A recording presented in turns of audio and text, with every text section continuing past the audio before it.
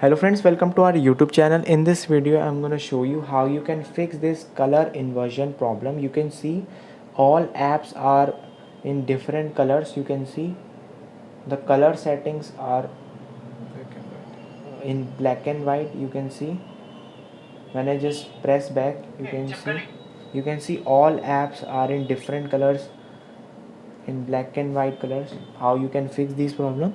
Before watching this video, if you have not subscribed to our YouTube channel, then subscribe to it and like our video. So let's start friends. First you have to open the settings app, go to additional settings, then go to uh, accessibility. Here it is a vision option. Go to color inversion. You can see this. You have to simply off this setting, and friends, you can see the apps works in normal colors. You can see